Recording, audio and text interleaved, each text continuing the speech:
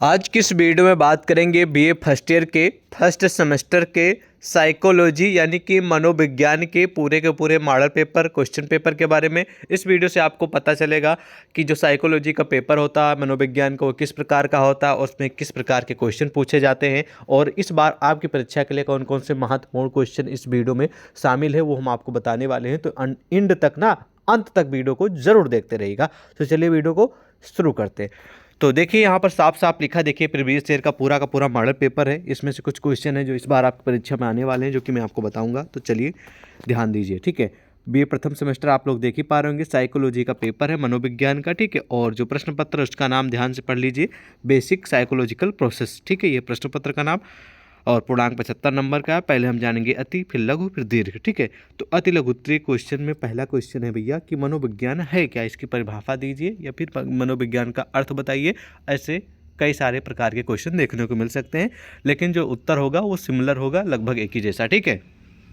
तो चलिए मनोविज्ञान, तो मनोविज्ञान ना वह विज्ञान या शास्त्र है, ध्यान से सुनेंगे, वह विज्ञान या शास्त्र, कोई भी विज्ञान हो या फिर कोई शास्त्र हो, जिसमें मानव मन की, जो मानव का मन होता है उसकी विभिन्न अवस्थाएं और क्रियाओं का तथा उनके प्रभावों का इम्पैक्ट जो पड़ता है अध्ययन किया जाता है, उसे ही हम लोग क्या कहते हैं, मनोविज्ञान कहते हैं या फिर साइकोलॉजी कहते हैं, ठीक है। इस बात को ध्यान रखेंगे।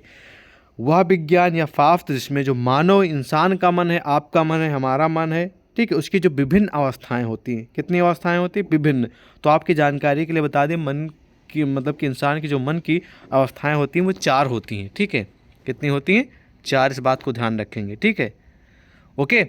और उन 4 अवस्थाओं को करना ये होता है उसमें कि विभिन्न जो अवस्थाएं होती हैं 4, ठीक है, इनकी जो ये अवस्थाएं होती हैं और जो उनकी क्रियाएं होती हैं उनके जो प्रभाव पड़ते हैं उसी चीज़ का जानकारी अध्ययन किया जाता है, ठीक है।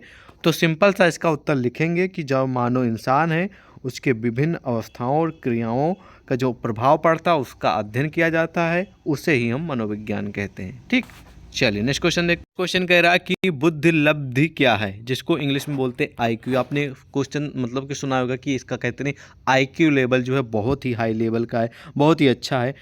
तो ध्यान से सुन लीजिए, आईक्यू का पूरा नाम होता है इंटेलिजेंस, ठीक है, क्वेंट, यानी कि जिसको हिंदी में बोलते हैं बुद्धि लब्धि, ठीक है, और शॉर्ट भाषा में आईक्यू बोला जाता है।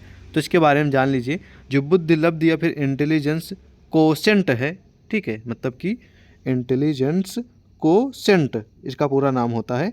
ये कई अलग जो मानवीकृत परीक्षणों से प्राप्त एक गणना है, मतलब कि कई लोग, बहुत सारे इंसान हैं, उनके जो परीक्षण करते हैं, ठीक है, उसके बाद परीक्षण करने से जो प्राप्त होता है एक गणना, उसे ही बोलते हैं आईक्यू, ठीक है, जिससे बुद्धि का आकलन किया जाता है।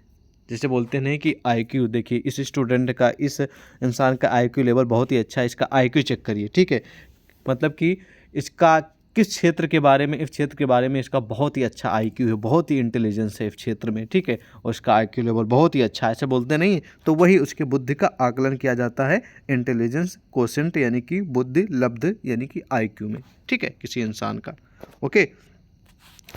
अगला क्वेश्चन है कि विस्मरण से आप क्या समझते हैं। तो विस्मरण भी कहीं ना कहीं महत्वपूर्ण प्रश्न है, तो विस्मरण के बारे में जानते हैं। और हाँ, मैं आपको बता दूं आईक्यू के बारे में थोड़ा और, कि जो आईक्यू है ना, इसके जो जनक हैं, याद रखेंगे, बुद्धि लब्धि के जनक यानी कि आईक्यू के, वो है विलियम स्टर्न। कौन है, चलिए हम लिख दे रहे हैं, ध्यान सुनेंगे, ठीक है, विलियम, ठीक है, ध्यान से सुन लीजिए, अस्टर्न। बहुत ही महत्वपूर्ण प्रश्न ये भी आ सकता है कि आईक्यू के जनक कौन है, तो विलियम अस्टर्न जो हैं वो आईक्यू के फादर हैं, एक तरीके से जनक हैं, ओके। नेक्स्ट क्वेश्चन है कि भाई विस्मरण, विस्मरण से तात्पर्य या फिर इंग्लिश में इसको बोलते हैं क्या, फॉरगेटिंग, ठीक है। तो विस्मरण का मतलब होता है स्मरण की विफलता, यानी कि जो आपका स्मरण मतलब आपका माइंड, आपका दिमाग, ठीक है, स्मृति जिसको बोलते हैं, ठीक है। तो स्मरण की विफलता से है, मतलब कि आप लोग कुछ सोच रहे हैं, कुछ आप भूल गए हैं, ठीक है, उसी से मतलब है, ठीक है। तो विस्मरण से तात्पर्य स्मरण की विफलता से है जब कोई व्यक्ति अपने भूतकाल के अनुभवों को चेतन में लाने में असफल हो जाता है, सोचने में असफल हो जाता है, तब उसे विस्मृति कहते हैं। जिस प्रकार से जीवन को उपयोगी तथा सुखी बनाने के लिए स्मृति आवश्यक है, यानी कि दिमाग, मेमोरी, उसी प्रकार हमारे जीवन में विस्मृति भी, ठीक है, विस्मृति की भी उपयोगिता तथा महत्व बहुत ही है। ठीक है, तो इस प्रकार लिखेंगे इसके बारे में। हालांकि महत्वपूर्ण प्रश्न है। अगर आपको मेरे द्वारा बताया गया प्रश्न का उत्तर जो समझ में नहीं आ रहा तो इन क्वेश्चन को नोट कर लीजिए। बाद में आप अपने अनुसार क्वेश्चन बैंक इंटरनेट पे, गूगल पे सर्च करके पढ़ लीजिएगा, आपके लिए हेल्पफुल साबित होंगे। ठीक है, अगला क्वेश्चन है कि अनुबंधन में स्वाभाविक उद्दीपक किसे कहते हैं। ठीक है, तो जो स्वाभाविक उद्दीपक होते हैं, मतलब कुछ चीज़ें होती हैं स्वाभाविक होती हैं, ऑटोमेटिक होती है। जैसे कि भाई तीव्र आवाज़, ये भी स्वाभाविक है, कभी कभी होती है। तीखा स्वाद, ये भी हो जाता है। ठीक है, ये होते हैं स्वाभाविक उद्दीपक, मतलब कि ज़्यादा जो हो जाते हैं, तेज। ठीक है, तो तीव्र आवाज़ हो गई, तीखा स्वाद हो गया।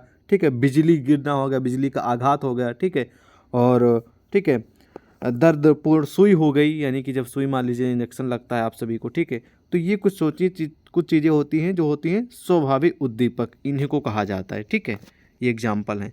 और अगला प्रश्न है भैया कि अर्जित अभिप्रेरकों के नाम बताइए। तो अर्जित अभिप्रेरक, ठीक, प्रेरक जो होते हैं, इसकी परिभाषा पहले सुन लीजिए।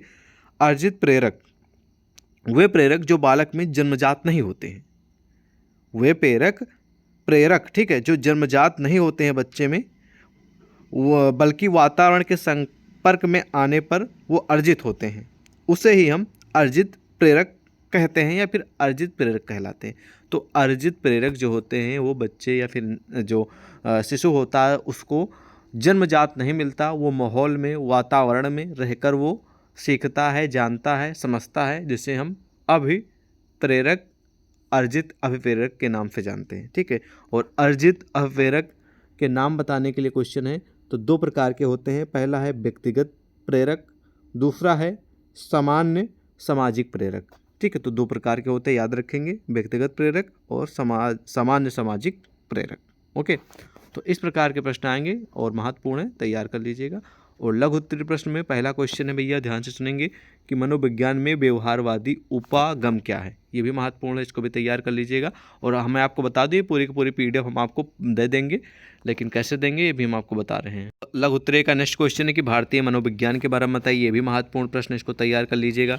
ठीक है, अगला प्रत्याशिक भ्रम, ये कभी कदार आता, हमेशा नहीं आता, आप इसे इग्नोर भी कर सकते हैं। ठीक है, और प्रशिक्षणात्मक विधि, ये याद कर लीजिएगा, ये भी इंपॉर्टेंट है। अगला विस्मरण का व्यक्तिगत सिद्धांत, ये भी इंपॉर्टेंट, इसको भी तैयार कर लीजिएगा। ठीक है, अगला क्वेश्चन कह रहा है कि कैनन बार्ड का संवेग सिद्धांत कभी आता, हमेशा नहीं आता, तो आप इग्नोर भी कर सकते हैं। अगला बहुत ही हाई लेवल का क्वेश्चन कि अस्मृति की अवस्थाएं बताइए, ये हाई लेवल का है, ये अक्सर पूछ लिया जाता है। मेमोरी की जो स्टेज होती है, अवस्थाएँ होती है, भी हाई लेवल का क्वेश्चन ही आएगा, तय है। ठीक है, और अवधान के, ठीक है, निर्धारक कौन है। ठीक है, अवधान के निर्धारक के बारे में क्वेश्चन आएगा। हालांकि ये कभी कदार आता, हमेशा नहीं आता, तो आप इसे इग्नोर भी कर सकते हैं। ठीक है, जो मैं क्वेश्चन बता रहा हूँ उनको तुरंत नोट कर लीजिए ताकि आपको हेल्प मिल जाए आपके एग्जाम में। ठीक है, तो विस्मरण वाला क्वेश्चन, अस्मृत वाला, ठीक है, और प्रशिक्षणात्मक वाला, और ऊपर भारतीय मनोविज्ञान वाला, ये महत्वपूर्ण है। ओके, नोट कर लीजिए। और उत्तर आपको गूगल पे सीरीज में, क्वेश्चन बैंक में, इंटरनेट पे तो मिल ही जाएगा। ठीक है, बस आपको जानकारी ये चाहिए कि कौन कौन से महत्वपूर्ण प्रश्न है जो कि एग्जाम में आने की उम्मीद है। ओके, इसके नीचे आ जाएंगे दीर्घ उत्तरीय टाइप के क्वेश्चन, जिनको लॉन्ग टाइप के क्वेश्चन बोला जाता है। तो लॉन्ग टाइप में आप सभी को मालूम है करीब 4 से 5 क्वेश्चन दिए जाते हैं और बोला जाता है कि किन्हीं 2 प्रश्नों को उत्तर दीजिए। तो चलिए जानते हैं कौन कौन से महत्वपूर्ण प्रश्न हैं।